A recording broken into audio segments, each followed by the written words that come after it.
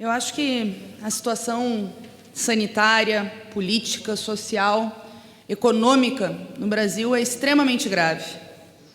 Nós fomos os primeiros a defender a necessidade do isolamento social quando os primeiros casos, em março, foram diagnosticados no Brasil.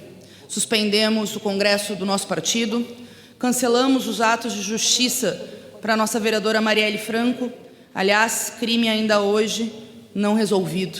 A sociedade não sabe quem mandou matar a Marielle, mas nós prontamente cancelamos. O problema é que, assim como nós, vários dos que acreditam na ciência, dos que estavam vendo o que acontecia nos países que passaram pela pandemia, começaram a defender a necessidade de medidas em defesa do nosso povo. O problema é que o maior obstáculo para garantir as medidas sanitárias e salvar a vida do povo brasileiro está no Palácio do Planalto e se chama Jair Messias Bolsonaro.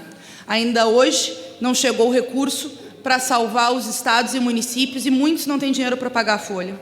Mais de 8 estados têm colapso no sistema público de saúde.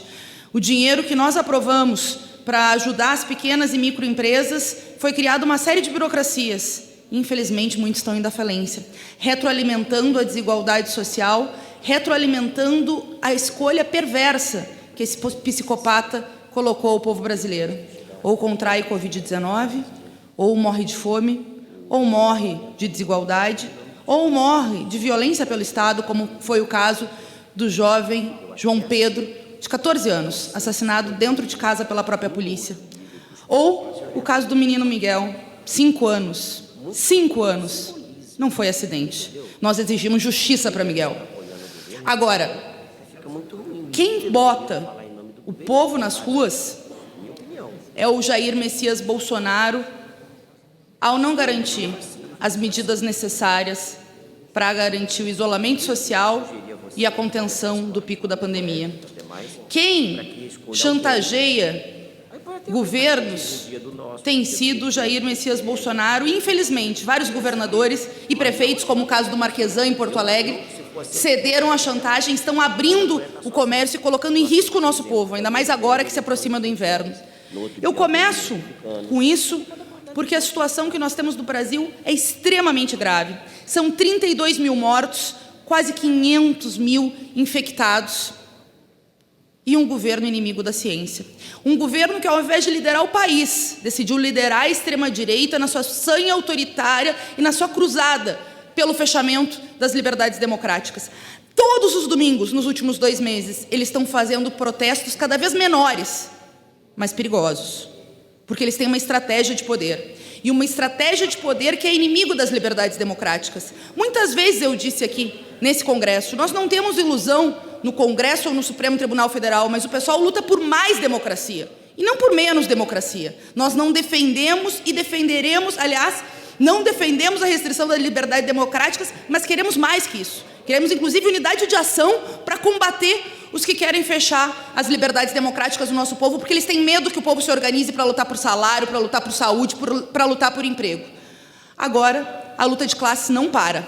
Nos Estados Unidos, uma rebelião antifascista e antirracista está expressa nas ruas há 7 dias. Depois do assassinato brutal do George Floyd, manifestações de massas têm sido produzidas naquele país. Já chegou em Paris, já chegou em Londres. Nós tivemos a convocatória das torcidas antifascistas.